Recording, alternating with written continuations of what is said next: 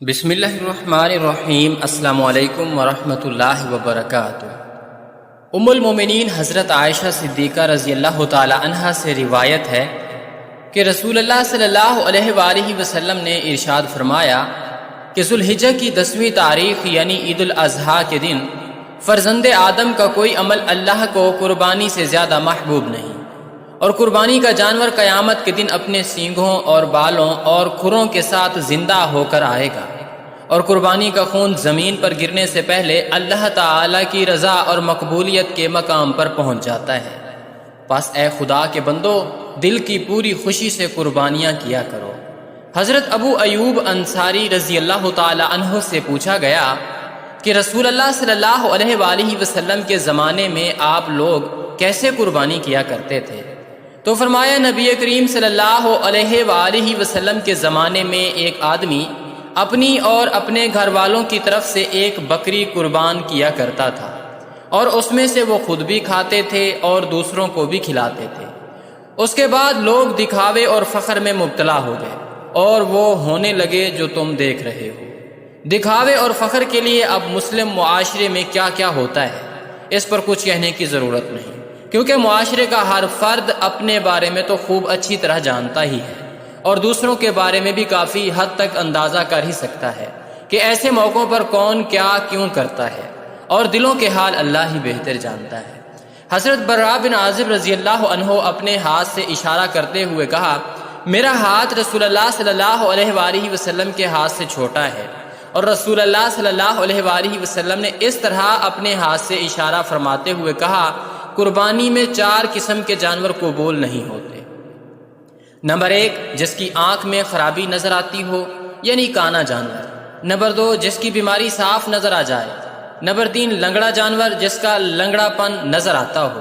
Number 4، اور ایسا کمزور جانور جس کی ہڈیوں میں گودا خشک ہو گیا ہو۔ عبید بن فیروز رحمۃ اللہ علیہ نے کہا کہ مجھے یہ بھی اچھا نہیں لگتا کہ قربانی والے جانور کے کان میں کوئی نقص ہو۔ تو البراء بن عازب رضی اللہ تعالیٰ عنہ نے کہا، قربانی کے جانوروں میں سے جو تمہیں پسند نہ آئے ایسے چھوڑ دو، لیکن اپنی پسند ناپسند کی بنیاد پر اسے کسی پر حرام نہ کرو۔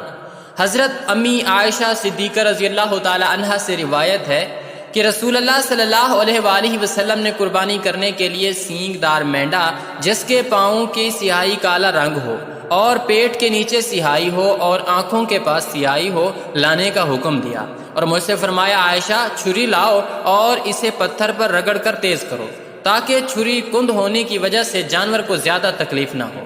میں نے حکم کی تعمیل کی، پھر رسول اللہ صلی اللہ علیہ وآلہ وسلم نے چھری لی اور مینڈے کو کروٹ کے بل لٹا کر ذبح کیا اور فرمایا، بسم اللہ، اے اللہ یہ قربانی محمد کے گھر والوں اور محمد کی امت کی طرف سے قبول فرما۔ قربانی کے متعلق 4 فرامین مصطفیٰ صلی اللہ علیہ وآلہ وسلم۔ نمبر 1، قربانی کرنے والے کو قربانی کے جانور کے ہر بال کے بدلے میں ایک نیکی ملتی ہے۔ نمبر 2، جس نے خوش دلی سے طالب ثواب ہو کر قربانی کی تو وہ آتش جہنم سے حجاب یعنی روک ہو جائے گا۔ نمبر 3، اے فاطمہ اپنی قربانی کے پاس موجود رہو، کیونکہ اس کے خون کا پہلا قطرہ گرے گا تمہارے سارے گناہ معاف کر دیے جائیں گے۔ نمبر 4، حضور نے فرمایا، جس شخص میں قربانی کرنے کی وسعت ہو پھر بھی وہ قربانی نہ کرے تو وہ ہماری عیدگاہ کے قریب نہ آئے۔ حضور اکرم صلی اللہ علیہ وآلہ وسلم نے ارشاد فرمایا، انسان بقرہ عید کے دن کوئی ایسی نیکی نہیں کرتا جو اللہ عز و جل کو خون بہانے سے زیادہ پیاری ہو۔ یہ قربانی قیامت میں اپنے سینگوں، بالوں اور کھروں کے ساتھ آئے گی، اور قربانی کا خون زمین پر گرنے سے پہلے اللہ کی ہاں قبول ہو جاتا ہے، لہٰذا خوش دلی سے قربانی کرو۔ انس بن مالک رضی اللہ تعالیٰ عنہ جو سرکار دو عالم صلی اللہ علیہ وآلہ وسلم کے خادم خاص تھے، وہ اپنا اور سرکار دو عالم صلی اللہ علیہ وآلہ وسلم کا معمول بقرہ عید کے دن کا بیان فرماتے ہیں کہ حضور نبی کریم صلی اللہ علیہ وآلہ وسلم 2 مینڈوں کی قربانی کیا کرتے تھے، اور میں بھی 2 مینڈوں کی قربانی کرتا ہوں۔ حضرت زید بن ارقم رضی اللہ تعالی عنہ روایت نقل کرتے ہیں کہ بارگاہ رسالت میں صحابہ کرام رضی اللہ تعالی عنہ حاضر تھے۔ انہوں نے پوچھا، یا رسول اللہ صلی اللہ علیہ وآلہ وسلم یہ قربانیاں کیا ہیں؟ حضور صلی اللہ علیہ وآلہ وسلم نے فرمایا کہ تمہارے باپ حضرت ابراہیم علیہ السلام کی سنت ہے۔ پھر عرض کیا گیا، ان قربانیوں کے کرنے سے ہمیں کیا نفع ہوگا؟ آپ صلی اللہ علیہ وآلہ وسلم نے فرمایا کہ قربانی کے ہر بال کے بدلے نیکی ملے گی۔ پھر سوال ہوا کہ اگر کوئی اون والا جانور قربانی کرے تو اس کے لیے کیا اجر ہے؟ رحمت کائنات حضرت محمد مصطفیٰ صلی اللہ علیہ وآلہ وسلم نے فرمایا کہ اس کو اون کے ایک ایک روئی اور ایک ایک بال کے بدلے نیکی ملے گی۔ اللہ اکبر۔